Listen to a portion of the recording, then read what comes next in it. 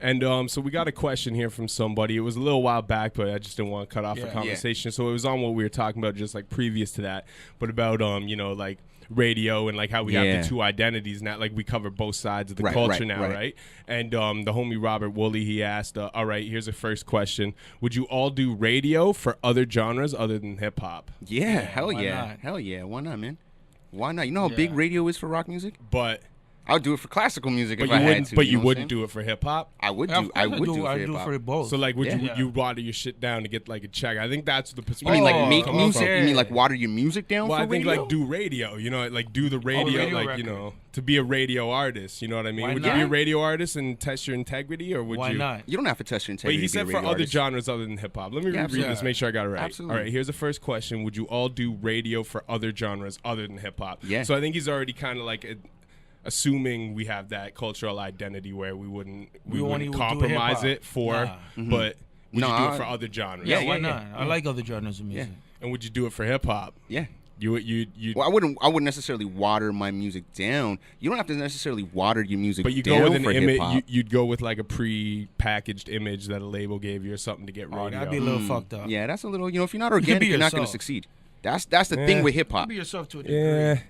The most successful, but those are one-hit wonders. The most successful individuals in hip hop or music at all are the ones who are themselves. No, I think it's the people who learn how to balance fake with real.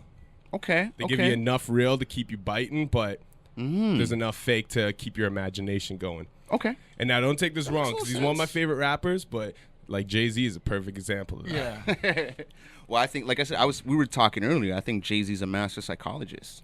I think Jay-Z. He's a smart dude. I think he's beyond smart. I think he's a genius. He's one of my favorite rappers. Like I think he like, you know what I mean? Like, and I'm talking like I'm not just talking rappers. Like I'm talking MCs. Like he's one of my favorites. Like I'd put him top 5. I used to hate him when I was a kid. I grew up. It wasn't until I heard Threat. And I'm like, yo, Hove can spit like this? And then I had to go back and check his whole catalog and be like, what the fuck have I been sleeping on for all these years? Sure. And then, then I you find the original Flavor shit. You find like the Big L album feature, the fucking Stretch and Bob Beetle. You find all that. Well, I already heard Stretch and Bob Beetle. You know what I mean? But in my personal opinion, you look at everything differently. Yeah. In my personal opinion, Jay-Z is the greatest straight rapper of all time, because I'm from the generation where we argue about rappers and versus MCs. Yeah. So Jay-Z is the best rapper. He showed up to the job. He murdered it no matter what era he's in. Yeah. He made mad money. And he was the coolest motherfucker in the room and on the microphone doing it. He's the Frank Sinatra of my generation. And actually, you know what I'm saying? You saying this too, it goes to a point you were talking about the one day when you said Busta Rhymes doesn't get the credit he deserves. He doesn't get the credit he deserves. And why don't people mention him? Because he's too animated. And this was the point I made. A point I made was that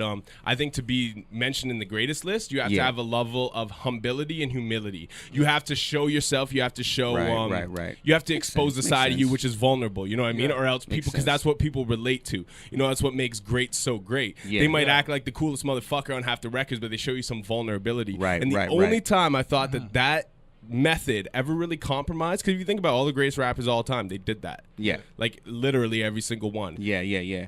No, they except the only one I couldn't think of, and he gave you a little bit, like, yo, I shot my cousin over ice, and a couple little things. But Hove was the one guy who almost never gave you that. Yeah. True, and he still transcended, but because he always he played that cool guy role so fucking perfect. He did try to shoot his brother over a ring, though. Or his cousin or whatever it was. But his brother. His stepbrother. No, it was his brother. His brother. full They brother? don't talk. Yeah, they don't talk. It was his brother. But I remember that story. But you know what I mean? Like he had those like songs like You Must Love Me, and like there were a few songs that showed a little vulnerability, like maybe one each album. Daddy, where have you been? I think what it is was it wasn't until like Kingdom Come I feel like he actually like singles started to be vulnerable. Jay, like after he already almost cemented himself in that great position, he didn't really show vulnerability as to where his latest album now is the most vulnerable work he's put out. Okay, I get what you're saying, but what I think of with Jay is like, when did Jay blow up? Jay blew up when he was about 26, 27 years old with his first and second album. So he brought a maturity to the game. If you look at like a lot of these rappers, they were doing, saying like this, they're doing street shit and they're doing, stuff early like Mike's saying. But Jay came in with a very mature type of attitude. Yeah. Jay always seems like he's ahead of the curve. Yeah. You understand what I'm saying? Like, even if you go back and look at Reasonable Doubt and you look at his style, Yeah. this guy's wearing flat-bottom shoes. He's wearing slacks. You know what I'm saying? Like, his style was impeccable. And those glasses he was wearing back in the day were hella whack, though. Those little fucking Cartier frames or whatever they were, little circle shits. Hey, dude, you know how much those Cartier frames... Are you kidding me? Yeah, but they were the ugliest shades, man. He looked like an idiot wearing those. I'm not gonna lie. You want to hit? Can you hit record on that thing? Oh shit! It stopped. Yeah, the camera stopped. I'll hit record on yours. But there's one thing that people forget about Busta. There we go. He had like 3-4 classic back-to-back albums. Well, the thing with Bust is like, it's not selectable. Function is not. A lot of people only know Bust from what they saw on TV, and they never really peeped the album. You just gotta hit the. There's a button on the back. Yeah, hit it. Same function is not selectable. No, because you're hitting the zoom button. There's a button on the far. Okay, I got it. There you. Something like that.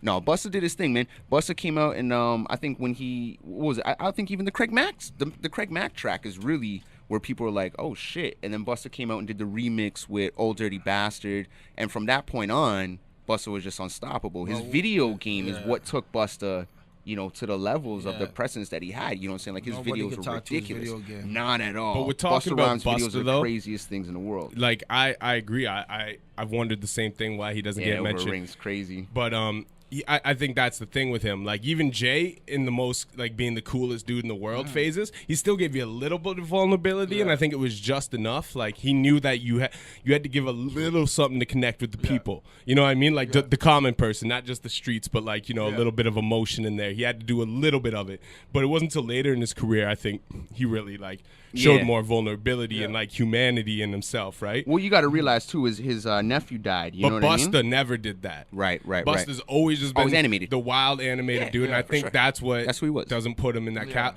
And you know what? I would argue the same maybe with Black Thought, too. Yeah, because you're right. Black Thought's super lyrical, but he doesn't get personal. I feel like Black Thought has patterns. He has very similar patterns that he'll follow the whole way through, and it's not a bad thing. You know, I do it myself even when I'm rhyming. It's dope.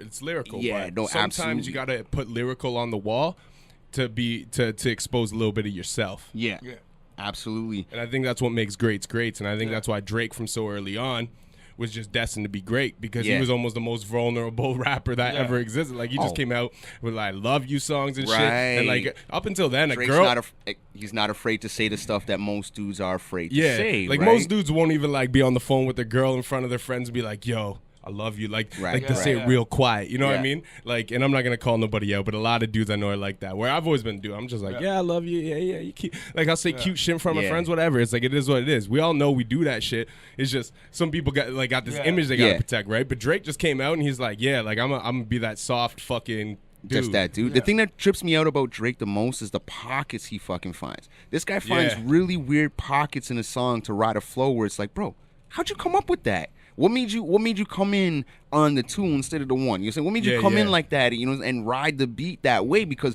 it's so unorthodox. Where everyone for the most part is like really like boom boom boom boom boom boom boom boom boom boom boom boom. He's like da da da da da da da. Da, da, da, da, da, da, da, da, da. And you're like, yo, what the fuck? How does it? It works, but it doesn't make sense. You know what's what I mean? funny? I've never been like I've always like adhered to flows, right? Like, flows like are what catch your ear and stuff. Absolutely. But I've never been the person as to where, like, with bars, I've always been about like the science, breaking it down, like thinking mathematical, right?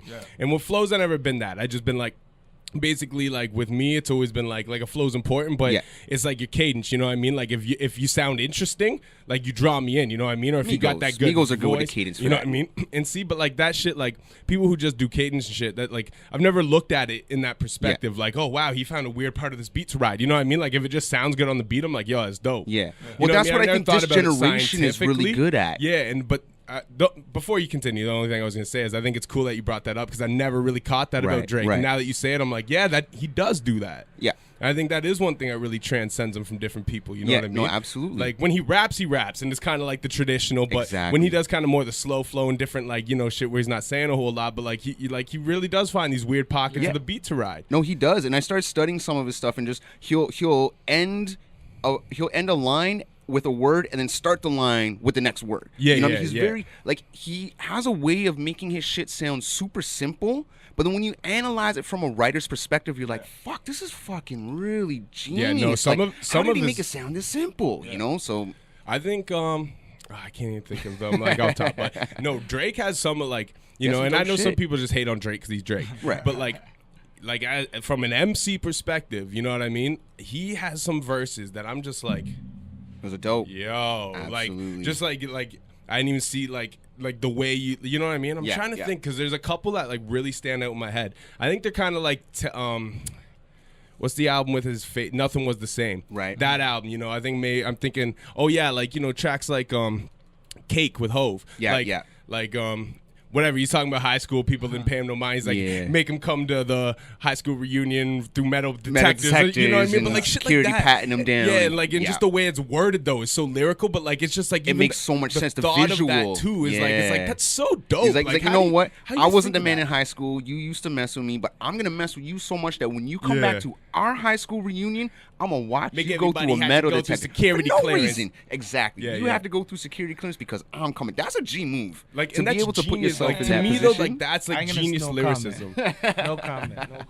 I'm not saying like it would be dope to actually do that. You know what I mean? But it's just like that lyricism and the way of wording like a perspective and just putting it like that is just so dope to me. Like that's lyric. Like that reminds me, and I know people are gonna bug on me for saying this, but that reminds me of the type of poeticism that Cormega holds. Like that's what makes Cormega walking out the room. Yo.